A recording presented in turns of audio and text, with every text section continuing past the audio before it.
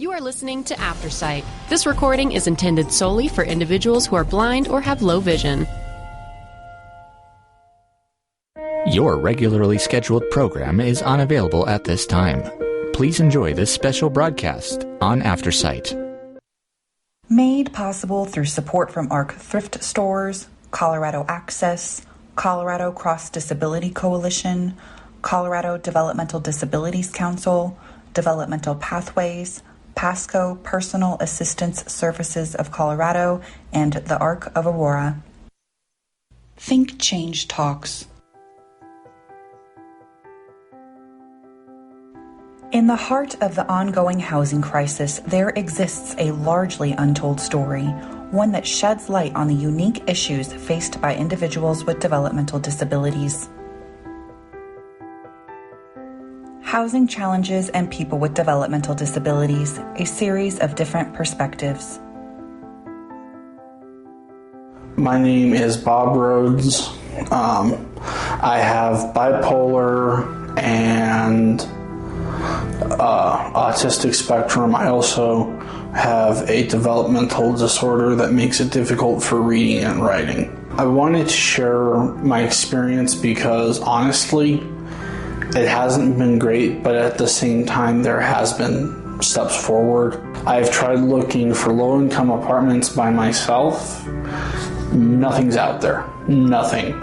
The lowest rent is $900, and the reviews for the apartment, roaches, bed bugs, rats. There's just not enough out there, and there's just not enough support for people out there, whether it be people like me with some sort of disability, either mentally or physically, or whether it's people like veterans, just people who are trying to either pick their life back up, or people who need support in general. Hopefully, someday we can make it so housing is for everybody to a certain extent. I hope that happens. My hopes are not high with how things are right now, but I'm still hopeful. And like I said, if there was more options, if we had more either programs or just housing in general that was more affordable, it would be easier, especially for people who are desperate at that point, people who are going to be homeless because of family issues, or they lose their job and they need to downsize to survive. It shouldn't be at the point where people either live on the street, try to get a trailer and live on the street, or end up in a psych ward or something. Those are not good options.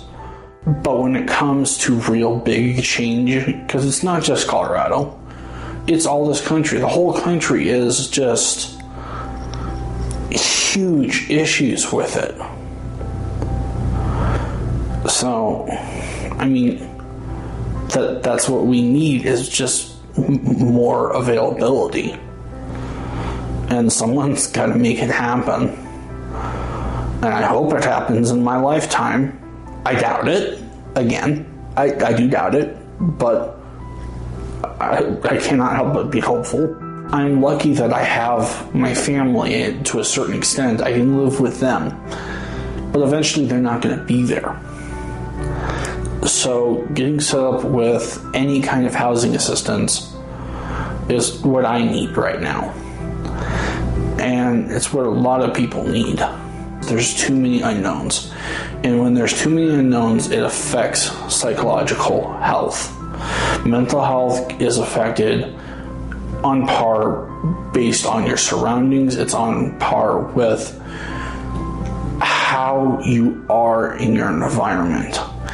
If you're already mentally disabled, and the more disabled that you are, the worse it'll be. And you find out, oh, I don't have anywhere to live. It's going to make it worse. There's people who commit suicide because they're mentally disabled like I am, and they find out they're going to be homeless, and it just shatters them. They don't know what to do. and they go to that dark place, and then that dark place eats away at them until there's nothing left. I'm lucky. I have my friends. I have my family. But there's people like me who don't have that. The best thing I can think of, at least right now, is if it's policymakers, community, vote. If they're not going to make a difference, vote them out of office. Another thing I would say is you're going to go through hell trying to get help. You're going to suffer a lot of hardship before you succeed. Don't give up. Keep pushing. And if you start to go into the dark place, do something to make yourself smile. Remind yourself that little bit things are not always that bad. I'm Courtney Tossian. I'm the Crisis Intervention Program Manager for the City of Aurora, which means I oversee all of our mental health crisis intervention teams. We pair mental health professionals with first responders to provide a trauma-informed response or approach to emergency services. In our crisis work, we're seeing people on their worst day, typically. Very rarely do we get to interact with someone who's having the best day of their life. Sometimes we do, but for the most part, it's really rough times. And we do see a very large population of developmentally disabled individuals who are either in a crisis state because of their inaccessibility to housing, or their current housing is not a good fit. There's a lot of frustration that builds up, this hopelessness that people kind of learn, and it really puts them in a bad spot, and we end up encountering them through emergency services because they're having that physical response and that visceral response to that. What we see a lot is when people end up in that space, whenever they're in a setting that's not the best for them, we see them run away. We see them get into very dangerous situations. Maybe there's someone who has higher accommodation and care needs that, when they're out on their own without a caregiver, they're out on the street, they're opening themselves up to victimization. All of this impacts their day-to-day, their quality of life. We had an individual that we worked with on our team who does have developmental disabilities. He has autism spectrum disorder, and one of the best humans, so intelligent, so much potential and just drive in his life. And he hit every single barrier you can imagine, right? He had wanted to find independence. He was mid-20s, and it was a point in his life where he had had enough accommodations. Again, those care needs were being met in a way that he could have been supported, or he could have been well supported in an independent living situation. And when he got to the process of trying to apply for affordable housing, because he was an individual who a regular work schedule just wasn't going to be really accessible or conducive for him. Like, it would have been very derailing, and it led to him being a really low income applicant. And the problem was the ability to apply was difficult, even with having family members who were there to help support. Because obviously what we know, especially with autism, is a lot of times it is genetic. A lot of times there is this genetic component to it. So mom struggled. Mom was also a refugee and had come from another country where English was her second language. So we add that on top of the barriers that already exist for this individual. So we had encountered him because, again, that frustration that I talked about earlier just built and built and built, and he actually was expressing suicidal ideation because he felt so hopeless that I'm never going to get to be my own person. I'm never going to get to live independently like I see my friends doing, like I see people online doing. And he thankfully had a good support system online and friends there, but he's seeing all of these other people living these independent lives and wondering, why can't I do that? And it just continued for him, reinforcing, like, I have a disability and I'm not the same as other people, which is really upsetting for people. And of course we empower those with disabilities and say, like, here are your strengths, but we also can't ignore the barriers and the trauma and just the feelings that come with having to live with that every day.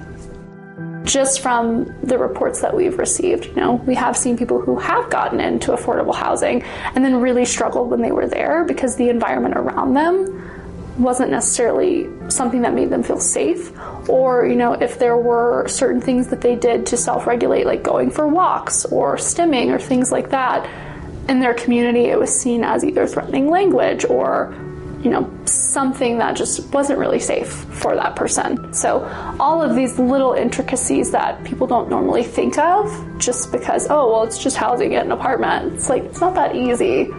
And it creates this ripple effect. And people get stuck being unhoused because more and more barriers keep building up and compounding. The barriers that they face outside of what the general public has to only makes it more difficult. And so people who are, again, neurotypical and struggle with this process, it's only amplified and exacerbated when you are someone who has a developmental disability and has all of these other challenges that you have to get around before the process, right? Because like you had said earlier, maybe I don't know how to read very well. Maybe I, have slower processing speed. Maybe I'm getting overwhelmed with the process and it's causing meltdowns and I can't actually get through the form, right? So all of these things that the general population doesn't even really have to think twice about. Like programs like mine do run into individuals that are constantly hitting the barriers, especially around housing. I mean, with the state of the world right now and what housing looks like, it's hard for anyone, but the lack of safe and affordable housing is really, again, disproportionately affecting individuals with developmental disabilities. My name is Erica Voisin. I am the Communications and Outreach Manager for Disability Law Colorado. I've lived in Denver for about 10 years with my daughter Juniper, she's 9, and she has autism. So we've been in this world for a very, very long time. When I started at Disability Law Colorado, I was hired for a grant project around housing access in rural and frontier communities around Colorado. And really just to go and meet with people and figure out what those primary housing concerns and needs were specifically for people with disabilities. But what we were finding was that each community was very unique in its housing needs, but there were some pretty big, obvious similarities statewide that we were finding specifically with accessible housing. There's just not enough accessible housing, and what's there is often being used by people who really don't need it. Until some laws change and until more units are built and specifically set aside for people who actually will need them and use them, it's unfortunate, but there's oftentimes not a lot we can do in those situations. Low-income housing in general, the stock is low aside from the accessibility piece. And then when you're working with Section 8 vouchers or any kind of voucher system, what I've heard from communities across the state is that those vouchers aren't even nearly close to covering a fair portion of the rent for people who are living well below the poverty line. And so even if housing is available, it might not still, with all of these supports, be affordable for people. Here in Denver, there's some well-intentioned policies around, having so many units be accessible, but oftentimes contractors and developers will look at what essentially a fine, they're just going to be fined a specific amount of money, and really when they weigh the difference between what they could make in rent off of that unit and what that fine is, it's basically just like a slap on the wrist, and it's really not doing much, we're finding right now. There's a lot of work to be done for people with disabilities. I find in my work with housing and otherwise that disability is often the last thing thought about. We were approached by a state agency who was working on a homeless initiative and had already made plans and had already done all of this work for years and years. And then as an afterthought said, we should probably consider, this perspective. But, we were never asked in advance, and oftentimes people with disabilities aren't offered a seat at the table.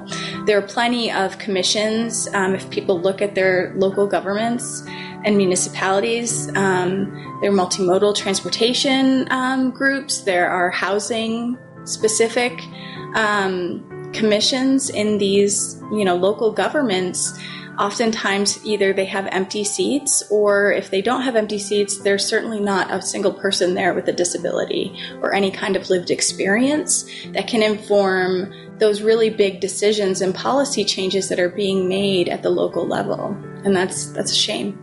I think going in with the intention of understanding that there is not just one solution to the housing crisis, that there needs to be a multifaceted approach, and that all perspectives need to be considered.